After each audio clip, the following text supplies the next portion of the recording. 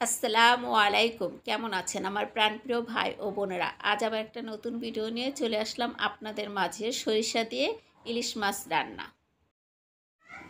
এখানে আমি পরিমাণ মতো সরিষা নিয়েছি। সরিষাগুলো কিন্তু আমি আগে থাকতে পরিষ্কার করে ধুয়ে তারপরে রেখে দিয়েছিলাম একটা পটে ভরে। সেইখান থেকে আমি সরিষা নিয়েছি।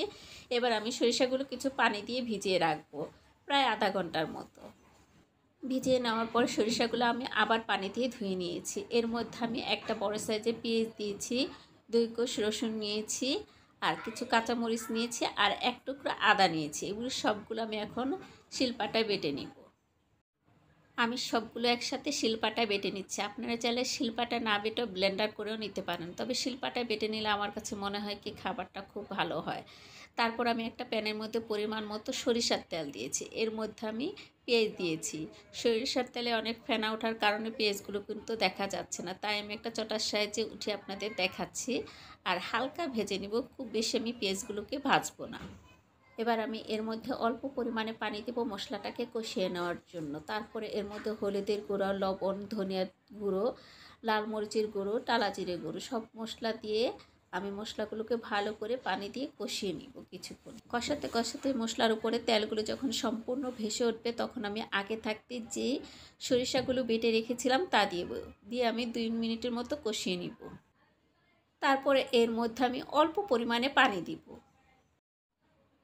পানি দেওয়ার পর আমি সরিষাগুলো ভালো করে পানির সাথে মিশিয়ে তারপরে ফুটে ওঠা পর্যন্ত অপেক্ষা করব। ফুটে ওঠার পর আমি ইলিশ মাছগুলো একটা একটা করে সরিষার মধ্যে দিয়ে দিব। আর ইলিশ মাছটা আমি আগে থাকতে কেটে তারপর হালকা লবণ দিয়ে মেখে রেখেছিলাম। এতে করে ইলিশ মাছের ভিতরে লবণ ঢুকবে, মাছটা খেতেও কিন্তু তখন খুবই ভালো লাগবে। সরিষার পানিগুলো আমার ফুটে উঠেছে। এবার আমি ইলিশ মাছগুলো দিয়ে দিচ্ছি। আর আমার ইলিশ মাছটা নরম ছিল। লোকটার থেকে যখন মাছটা আমি কিনেছিলাম বলেছিল কোনো রকমের নরম হবে না, ডিম হবে না, কিন্তু বাসায় এসে দেখি মাছের ভিতরে ডিমও হয়েছে, আবার মাছটা নরমও হয়েছে। যাই হোক, মাছগুলো দেওয়ার পর আমি কিছুক্ষণ অপেক্ষা করেছি। অপেক্ষা করে একটা একটা করে মাছগুলো আবার উল্টিয়ে দিচ্ছি। আর ইলিশ মাছ কিন্তু সিদ্ধ হতে খুব বেশি সময় লাগে না, অল্প সময়ে কিন্তু ইলিশ মাছ হয়ে যায়। আর ইলিশ মাছ আপনারা যেভাবে রান্না করে খান না কেন খুবই ভালো লাগে। তারপরে এর মধ্যে আমি কিছু কাঁচামরিচ দিচ্ছি, আর ঝোলটা শুকিয়ে যাওয়া পর্যন্তই আমি অপেক্ষা করছি। ঝোল শুকিয়ে গেছে, তেলগুলো যখন উপরে ভেসে উঠছে, তখন আমার ইলিশ মাছটা চুলা থেকে নামিয়ে নিব।